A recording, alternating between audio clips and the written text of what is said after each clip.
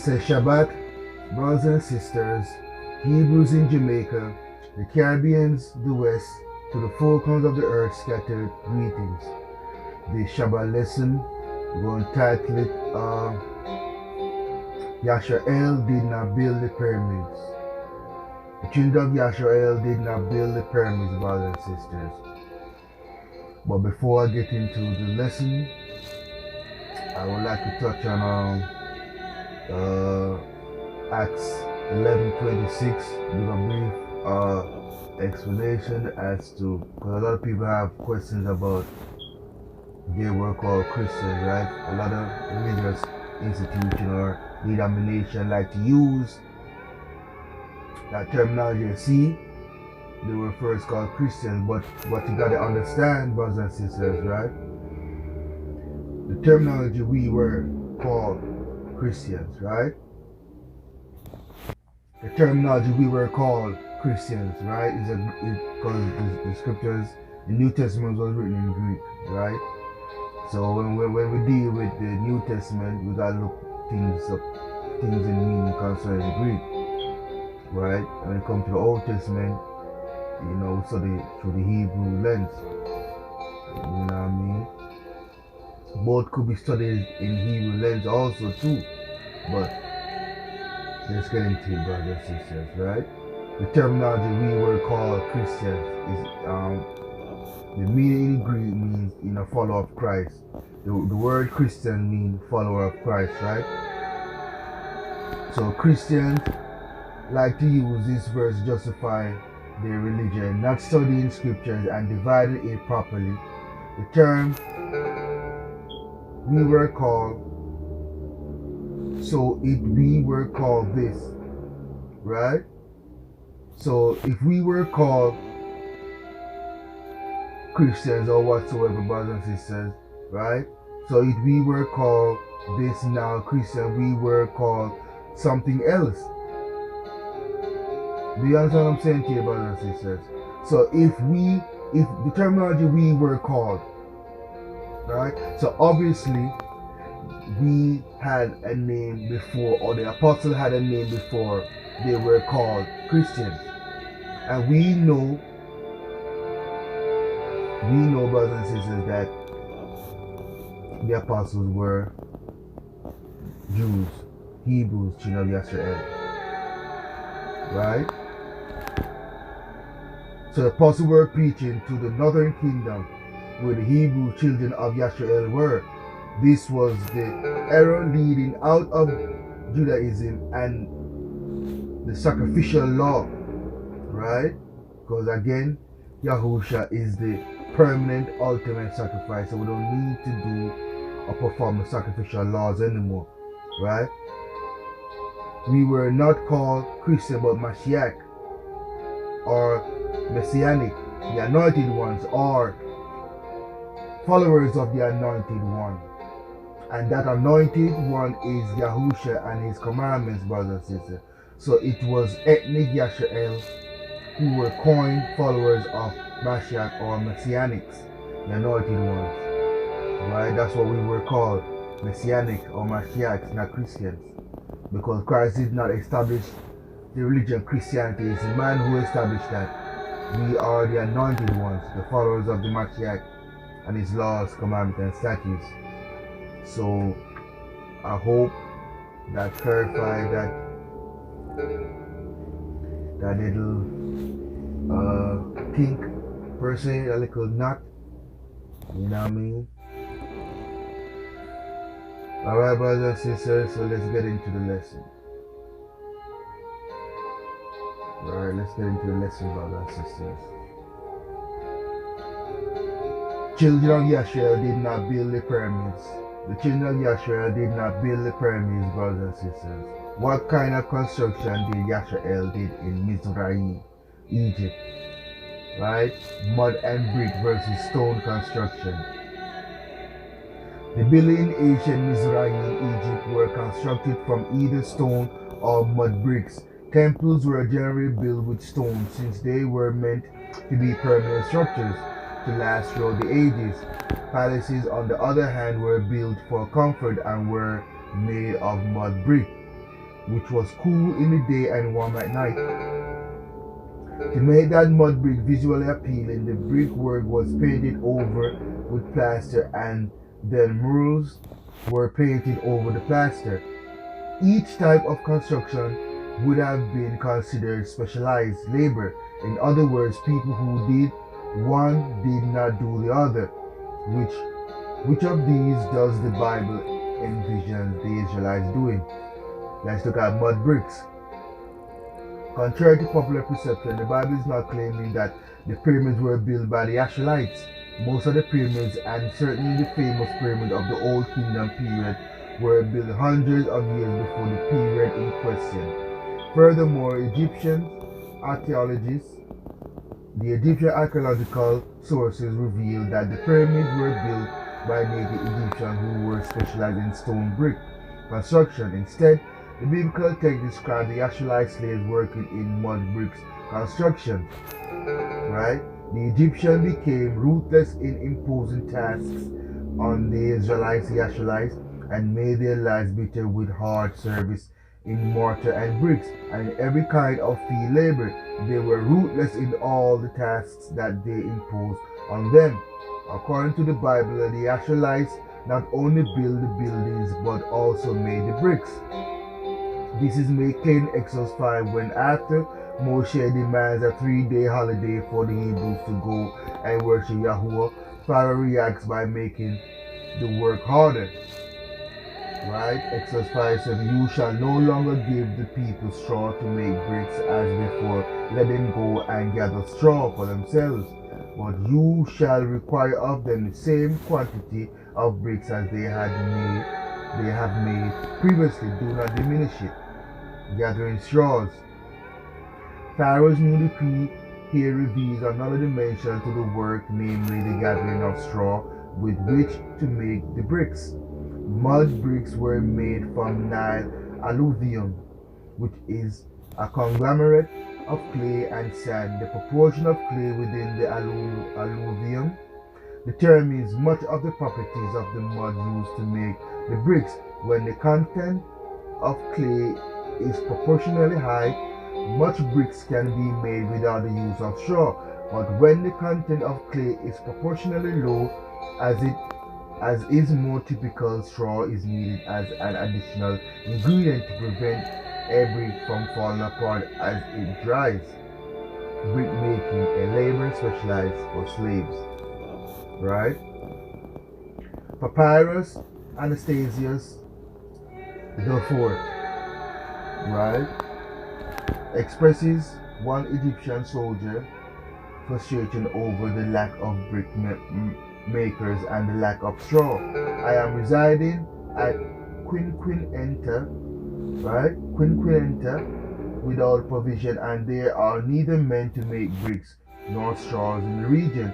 Brick making appears to have been a labor specialization that was normative for slaves in ancient Mizraim. In the dynasty 1802 of Rikimara, Levantine, Asiatic, and Nubian slaves were depicted making bricks, right? Look at the screen, brothers and sisters, you will see it, right? Right, brothers and sisters, as you can see on your screen, right? That the Israelites, the Yashrites, were primary, if not exclusively, brick makers, right? So that the Yashrites were primarily, if not exclusively brick makers, as opposed to builders in apparent form. The next part of the story, which focuses on the Yashrite supervisors, right?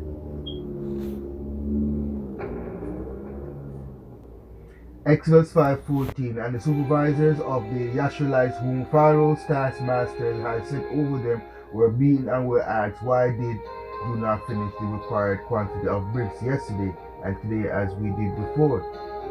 Right? In Exodus 5:15, "Then the Yashrites supervisor came to Pharaoh and cried, Why do you treat your servants like this?" Right? 5:16, "No straw is given to your servants, yet they say to us, Make bricks. Look how your servants are beaten. You are unjust to your own people."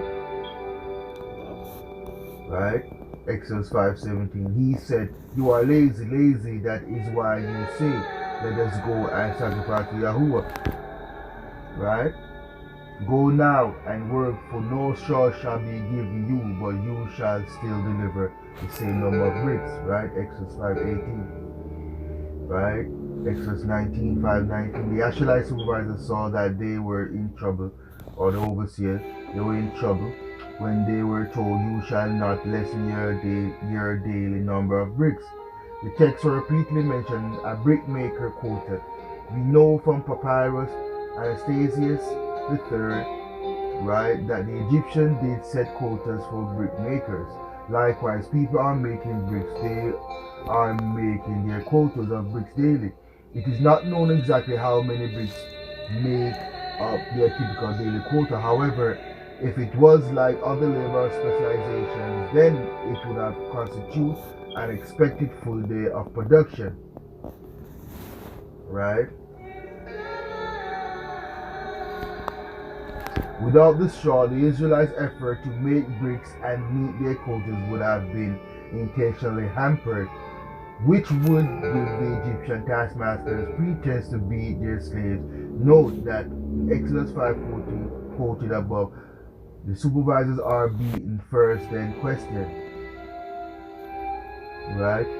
This interrogation technique was used with the tomb robbery incident that took place during Ramses. Yes, people. Ramses the Ninth, right? During Ramses the Ninth, where those interrogated were beaten before questioning, right? So, the Ashurites without the straws, the Ashurites' efforts to make bricks and meet their quotas would have been intentionally hampered, which would give the Egyptian taskmasters pretense to beat the slaves, right? So basically, taskmasters are supervisors are taskmasters, brothers and sisters. So you can use those words interchangeably. Taskmasters, the same thing as supervisors, taskmasters, right? So the Egyptian taskmasters / supervisors pretend to be the slaves, right? Note that in Exodus 5:12, quote above, the taskmasters are beaten first, then questioned. Or supervisors were beaten first, then questioned, right? Right? This same interrogation technique was used when the tomb robbery incident that took place during Ramses IX, where those interrogated were beaten before questioning. In the Egyptian mindset, one could guarantee that questions would be answered truthfully only after a severe beating had been done. Papyrus MD 10052 15-21-23 recorded several of these interrogations, right? There was brought the foreigner Ahutinofer, right? Ahutinofer, son of Nick. He said, "Far be it from me, far be it from me." He was examined with the stick and found innocent, right? So this is the recording, right? Examination, right? There was brought the foreigner Ahutinofer, right? Ahutinofer, son of Nick, right? He said, "Far be it from me, far be it from me." He was examined with the stick and found innocent. Also, we can glean from Papyrus and Hearst 3:6-7 the severity of these beatings. They were examined by beating with a stick, and their feet and hands were twisted. They told the same story, right? One verse in the Torah describes the Yashrites building actual structures, not only making bricks. Exodus 1:11. Therefore, they set taskmasters over them to oppress them, right? With forced labor, they built supply cities, Pithom and Ramses for Pharaoh. What are supply cities? This cannot simply be coterminous, right? Coterminous with Pithom and Ramses, since these two cities were large with multiple buildings in them, including temples made of stone. In other words, Pithom and Ramses were cities, but they cannot really be described as supply cities, and thus the verse likely refers to structures inside these cities. I suggest that the term supply cities refer to a series of mud bricks storage depots that were attached to the temple in these two cities and many others, and which were built to store a vast quantity of food that would be used for offering to the Egyptian gods. That the Bible referred to these structures as cities instead of merely buildings is likely a consequence of the magnitude of these projects. The area that these supply depots covered often exceed by many times the area taken up by the temple itself. Many examples of these storage depots can be found surrounding the mortuary temples of Egypt. Example, the Ramseum, right? If you look at the screen, you will see it, brothers and sisters. Ramseum, right? Ramseum storage house.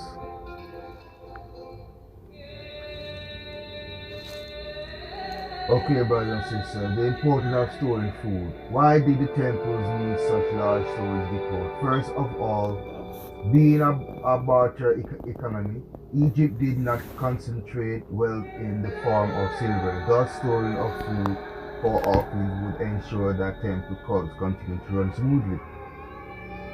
Granted, the major institutional temples that also acted as administrative centers, such as Karnak Temple, received support from entire dynasties throughout perpetual land grants. These temples would operate with or without the blessing of the king and did not typically have the need of extended storage depots to maintain the cult.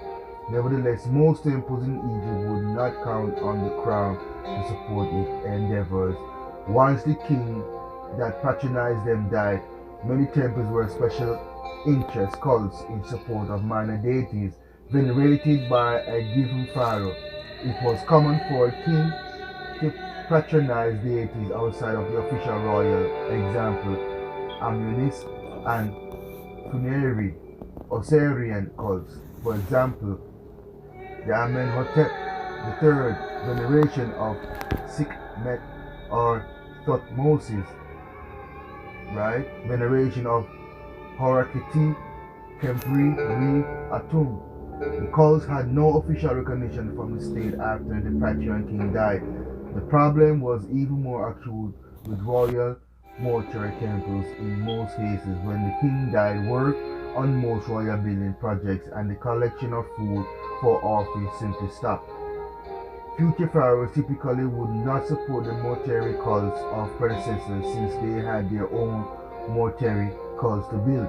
For this reason, kings would want to ensure a constant supply of offerings far into the future for their personal mortuary and special interest cults. And since many temples cult only lasted as long as there was food to make offerings and feed the priests, for a royal mortuary or patronized religious cult to survive, long, vast amounts of food had to be stored during the lifetime of the pharaoh who built up the cult. Given these circumstances, Pharaoh's command to force the Israelites to build these temple storage depots was concomitantly a command to make Yahuwah's chosen people labor in service to gods other than Yahuwah. Right? Right? The giants built the pyramids. Right? Nephilim fingerprints and footprints solid proof the pyramids were built by giants. Right? Right, brothers and sisters? While it is said that no record survived to tell us how the Great Pyramids were built, the truth is information does indeed exist. However, the question is were they constructed by ramps, spirals, levees, pulleys, or arrays of giant Nephilim? That is the question that arises, right? But just how were these stones moved without showing any drag marks or leftover ramp materials? The answer is quite simple. They were carried by Nephilim giants, right?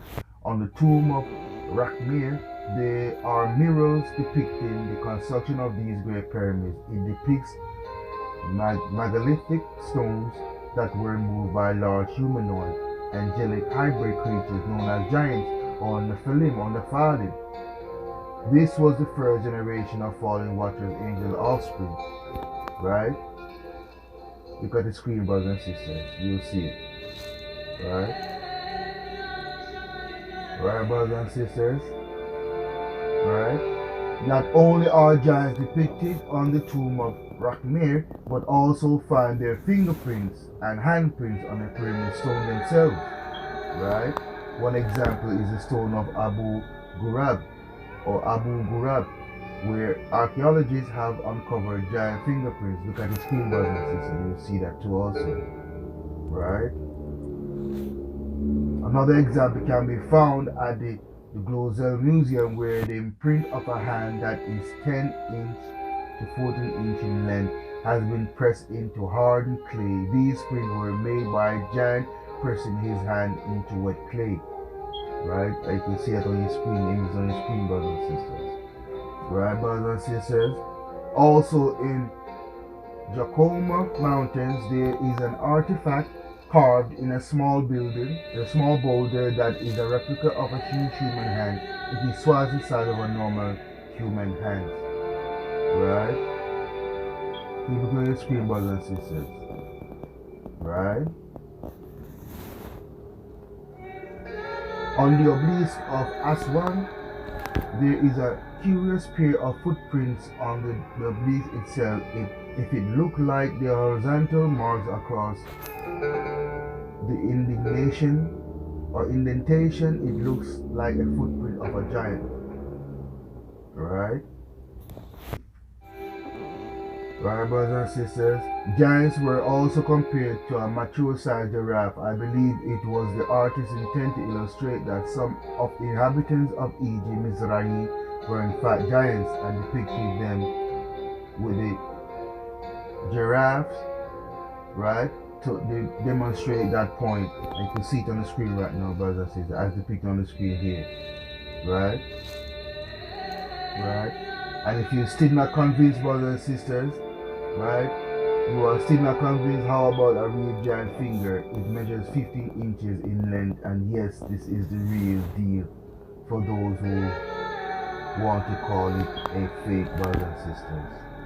Yes, brothers and sisters, so as you keep looking on your screen, you can see many more images, brothers and sisters, that shows you that in no way, children of Yashra build those pyramids. Right? Some of those pyramids, brothers and sisters, are between 30 to 70 to 100, even higher than that, tons, heavy, brothers and sisters, 100 tons. You understand? And as you can see throughout these pictures, you will see, brothers and sisters, that, these stones are way, twice, 3, 4, 5 times the size of human, brothers and sisters. You understand? So, here's another one, right, brothers and sisters? Another image, right? Here's another image. You see, brothers and sisters, you could see the depiction. You can see how tall these humanoids are, brothers and sisters, carrying those heavy stones. You understand? You can see if you see one of those images, brothers and sisters, right? You see one of those images, and a human being standing right next to it, brothers and sisters. You see how big those stones is. The human being is like a grasshopper in the sight of those stones, right? But that human being is of regular size. You know what I mean? 5 to 6 feet tall, right?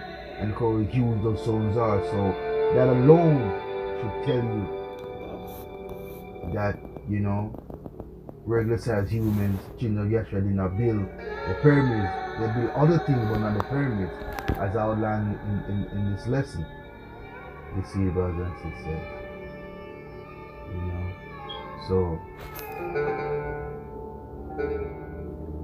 Egypt 29969, corridor of the bull of Abydos. The north wall of the so-called corridor of the bull in the Seti the first temple of Abydos has the famous scene of Ramses II and his son Amun-Herkhesef, right? Amun-Herkhesef in a built hut while his son is holding the bull by the tail. Ramses is forced to throw a lasso. It appears that this will be his second throw as the bull is already restricted in his movement by a rope that connects his horn to his left hind leg. The Seti temple of Abydos was begun by Seti I and completed by his son Ramses II in the 13th century BC. Right? Photo Paul Smith. You see that, brothers and sisters? You know, these are not normal, regular Mizraim Egyptians. These are hybrid giants, brothers and sisters, from the fallen angel seed. Right? Right, brothers and sisters, as you continue to look at your screen, you will see also agriculture in ancient Egypt was developed since the Neolithic period. Farming was governed by the 3 seasons dictated by the flood of the Nile. The first season was Akhet, flooding season. Next was Turet, growing season. The last was Shimu, harvesting season, brothers and sisters. Right? I hope this give you understanding of who built the pyramid, brothers and sisters, and if you want to continue and do your own research on those things too. You understand, brothers and sisters? I'm going to leave you with the Shabbat Psalms, brothers and sisters. This Shabbat Psalm is taken from Psalms 92, 16 to the KJV. Psalms for the Sabbath, brothers and sisters. Psalms for the Shabbat. Right? It is a good thing to give thanks unto Yahuwah and to sing praises unto thy name, O Most High, to show forth thy loving kindness in the morning and thy faithfulness every night. Upon an instrument of 10 strings and upon the psaltery, upon the harp with a solemn sound. For thou, Yahuwah, hast made me glad through thy work. I will triumph in the works of thine hands. O Yahuwah, how great are thy works, and thy thoughts are very deep. A brutish man knoweth not, neither doth a fool understand this. When the wicked spring as the grass, and when all the workers of iniquity do flourish, it is that they shall be destroyed forever. But thou, Yahuwah, art most high forevermore. For lo, thine enemies, O Yahuwah, for lo, thine enemies shall perish. All the workers of iniquity shall be scattered. But my horn shall thou exalt like the horn of a unicorn. I shall be anointed with fresh oil. Mine eyes also shall see my desire on my enemies, and my ear shall hear my desire of the wicked that rise up against me. The righteous shall flourish in a palm tree like a palm tree. He shall grow like a cedar in Lebanon. Those that be planted in the house of Yahuwah shall flourish in the courts of our Elohim. They shall still bring forth fruit in old age. They shall be fat and flourishing. The shoe that Yahuwah is upright, he is my rock, and there is no unrighteousness in him, brothers and sisters. Blessed love and shalom.